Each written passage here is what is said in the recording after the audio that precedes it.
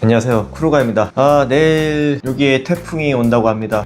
태풍 이름이 장미라고 하네요. 한국산 태풍인가요? 일본 열도를 이렇게 한번 훑고 지나가는 형태로 지나간다고 해서 지금 일본 사람들도 많이 긴장을 하고 있고, 저 또한 긴장을 하고 있는데 잘 모르겠어요. 옛날 제가 2019년에 토리대 쪽에 있었는데 그때 10월 달쯤에 엄청 큰 태풍이 왔었거든요. 그때 마트를 갔었는데 진열되어 있는 식료품 이런 것들이 다 사재기 해갖고 아무것도 없었어요. 그래서 이번도 그럴까 싶어가지고 마트를 갔다 왔는데 그렇진 않더라고요.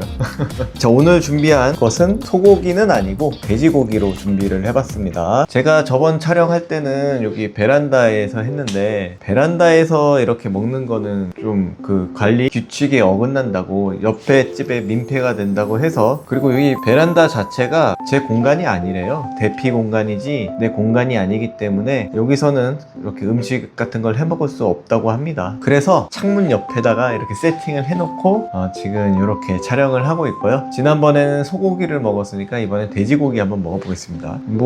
일본에서는 이렇게 삼겹살이라고 팔지는 않고 약간 좀 삼겹살 비스무리한 거를 사왔습니다.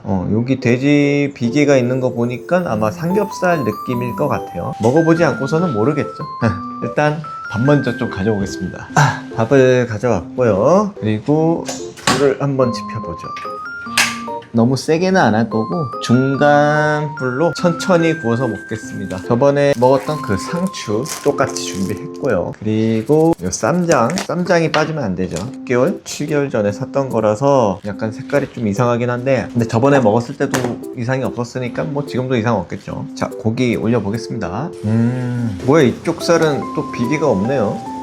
비계가 약간 있어줘야 되는데 이 겉에만 비계가 있게 보이고 속은 비계가 없는 걸로 배치해놨네요. 맛있으면 되니까 제발 맛있었으면 좋겠습니다. 저번에 소고기 먹을 때는 대충 익혀서 먹었는데 이번엔 돼지고기니까 완전히 익혀서 먹어야겠죠? 일단 좀 배가 고프니까 밥 먼저 좀 먹겠습니다. 그냥 밥이 너무 맛있어.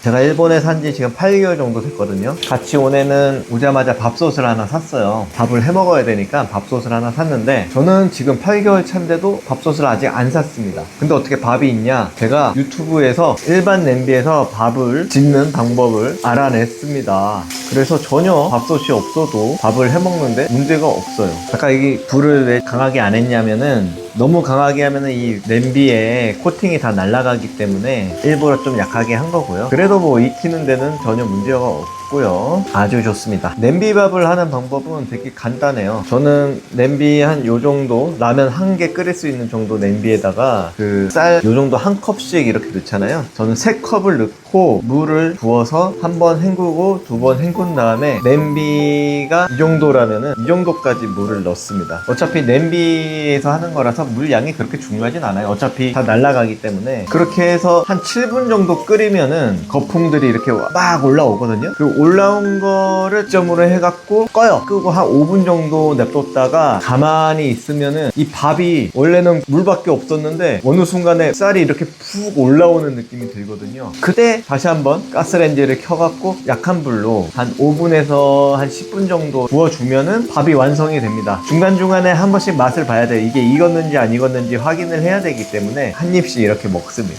그리고 요런 다이소에서 파는 그 내열 플라스틱이 있는데 거기에다가 이렇게 밥을 넣고 바로 얼려버리죠. 그래서 필요할 때마다 햇반처럼 구워서 이렇게 먹고 있거든요. 그렇게 하니까 밥솥을 살 필요가 없는 거예요. 그리고 요즘 나오는 밥솥에 무압이라고 있잖아요. 그 무압이랑 밥 맛이 똑같아요.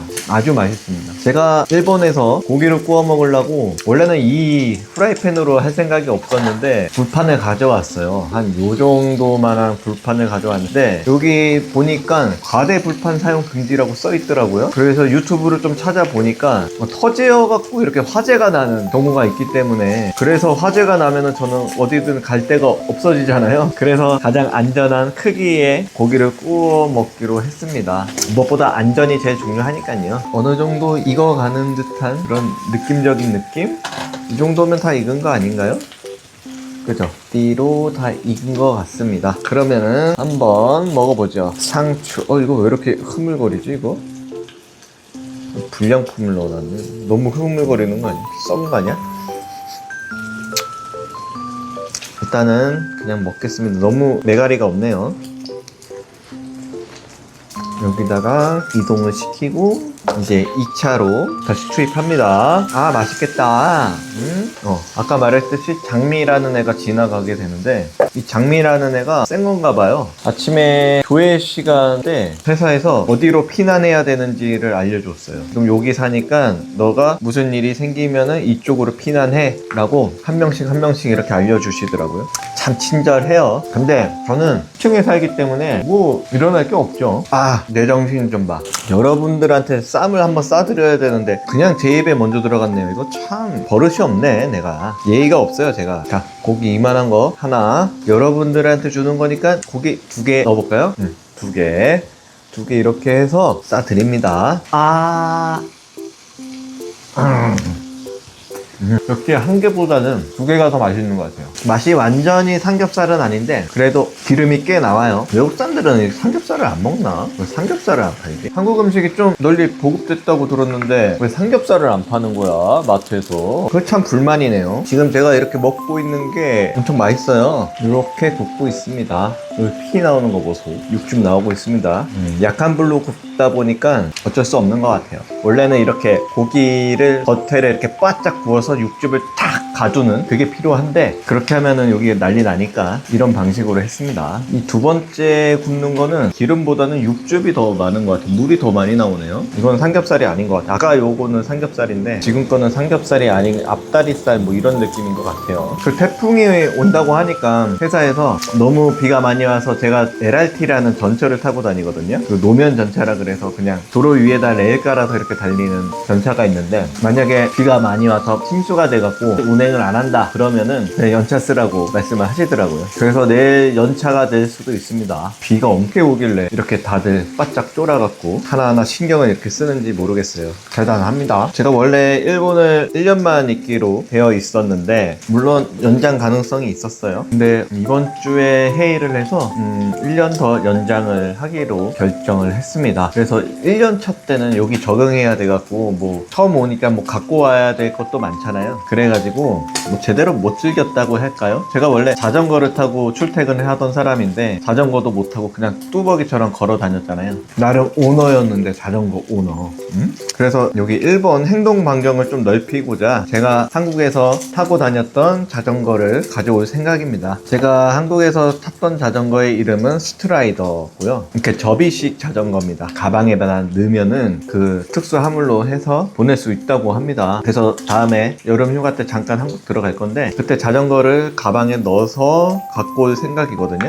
그래서 그 스트라이더 전용 가방을 샀어요. 일본에서 먼저 사갖고 들어가려고 했는데 일본에서는 10만 원을 넘게 달라고 하는 거예요. 그래갖고 아, 이건 아니다 싶어서 한국을 검색을 해봤는데 한국에는 5만 5천 원에 팔길래 한국에서 어차피 한국에서 들어올 거니까 한국에서 일단 주문을 해놨습니다. 뭐 포장을 잘해야겠죠. 뽁뽁이로 이렇게 한 바퀴 다 돌리고 손잡이 부분은 약간 프레임이 약간 망가질 수 있기 때문에 여기 부분을 집중적으로 뽁뽁이를 돌릴 거고, 그러면은 뭐 가져올 수 있는데 일단 뭐 가져가는 거는 문제가 안 되죠. 그리고 공기압을 빼야 된다고 하더라고요. 한국 공항에서는 그렇게 잡진 않는데 일본 공항에서 한국으로 보낼 때는 공기압을 빼야 된다고 합니다. 뭐 빼는 건 뭐 그냥 열어두기만 하면 빠지는데 뭐. 스트라이더 자전거가 무게가 한 10kg 정도 되거든요. 그래서 별도로 이렇게 보내려면 한 2만 원 정도 더 추가로 내야 된다고 합니다. 그냥 골프채 보내듯이 자전거를 보내면 되는 그런 형태인 것 같아요. 그래서 한국에서 일본으로 자전거를 붙이고 나서 공항에 도착을 한 다음에 이걸 제가 사는 곳까지 이동을 시켜야 되잖아요. 이 이동을 시킬 때는 무조건 가방에 넣고 이동을 시켜야지 그냥 그 자전거 단품으로 이렇게 들고 다니면은 승차 거부당할 수 있다고 합니다. 그래서 가방을 좀 5만 5천 원이나 주고 샀는데 그 값을 톡톡히 했었으면 좋겠습니다. 일본에서 자전거를 타려 그러면은 자전거를 뭐 도난 방지 등록을 먼저 해야 되고, 그리고 보험 가입이 의무라고 합니다. 그러니까 내가 자전거를 타갖고 상대방을 다치게 할 수 있기 때문에 그 자동차 자동차처럼 보험을 들어야 된다고 합니다. 보험료는 한 100엔? 200엔 정도라고 하는데 뭐 들어주죠. 뭐 인터넷으로 가입을 할 수 있다고 하는데 아직 경험을 못 해봐서 나중에 가입할 때 한번 알려드리겠습니다. 도난방지 등록은 굳이 안 해도 된다고 아까 챗GPT한테 배웠거든요.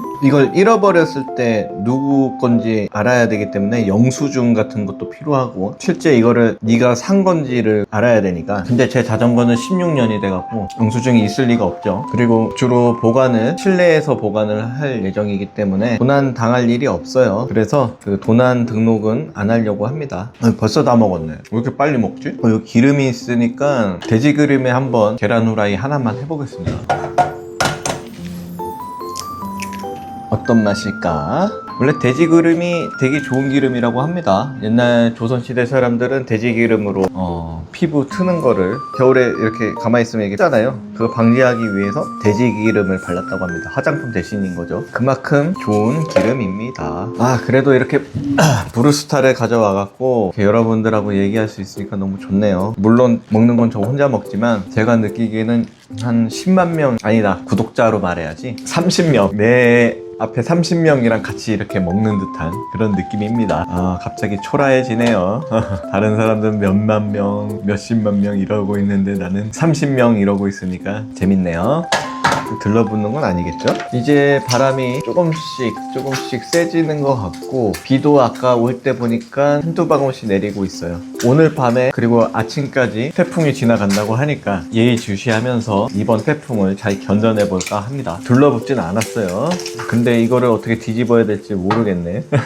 그냥 이렇게 먹을게요. 자전거를 가져오면은 그 자전거를 싣고서 주말마다 뭐 시골이라든지 아니면 일본 도시라든지 가서 그 동네를 탐방할 거예요. 역 주변에서 한 5km 내에 거기 유명한 곳이 있으면은 자전거를 타고 왔다 갔다 해볼 생각입니다. 뭐 일본에 있으면서 뭐 하나 정도는 나 뭐 해봤다, 어디 가봤다 뭐 이런 거는 해봐야 되잖아요. 뭐 유명한 동네건 아니건 그냥 역 주변에서 5km 정도, 반경 5km 정도에서 가볼 만한 곳을 찾아서 가볼 생각입니다. 그러면 좀 유튜브 각이 좀 나오지 않을까라는 생각도 들고 그냥 뭐 자전거 타면서 풍경을 보여드리는 게 다일 것 같긴 하지만 그래도 꽤 재미있을 것 같아요. 나름 유의미한 경험이 되었으면 좋겠습니다. 계란이 잘 익어가고 있습니다. 일본 계란은 여기 노른자가 엄청 노란 것 같아요. 한국 거랑은 좀 다른 느낌? 차원이 달라요, 계란이. 그래서 계란이 참 맛있는 것 같아요. 그 회사에서 밥을 먹을 때 약간 익혀져 나온 계란이 있거든요. 거기다가 간장에다가 파 조금 넣어서 비벼 먹으라고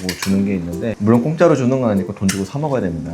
그걸로 먹으면 좀 먹기가 편한 것 같더라고요. 단백질 보충도 해야 되고 또 약간 죽같이 먹는 듯한 느낌이어서 저는 몇 끼마다 회사에서 먹을 때는 몇 끼마다 이렇게 계란 그거 조리된 거를 부어서 먹습니다. 계란 후라이는 다 됐네요. 돼지 기름으로 한 계란 후라이. 돼지 기름으로 후라이를 한 건 처음인데 상당히 맛있을 것 같습니다. 계란이 불순물들이 다 빨아들였네요. 설거지는 편할 것 같습니다. 고소해요.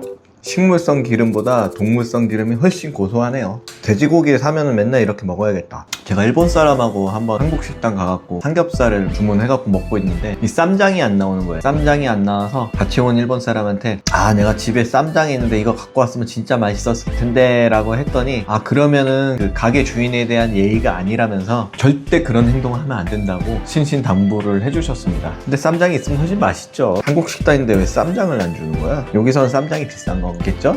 이제 6월 초부터 월드컵 예선이 시작되는데 여기는 일본 TV라서 그걸 볼 수가 없잖아요. 지금 여기는 일본 축구가 나올 거 아니에요. 한국 축구가 아니라. 큰일 났습니다. 이거 뭐 축구도 못 보겠어요. 뭐 같이 온 한국 사람한테 물어보니까 한국 VPN에 연결을 해놓고 쿠팡 플레이로 보면은 볼 수 있다라고 하던데 저는 집에 VPN을 설치해 놨거든요. 한번 연결을 해서 쿠팡 플레이로 월드컵을 한번 구경해 볼 생각입니다.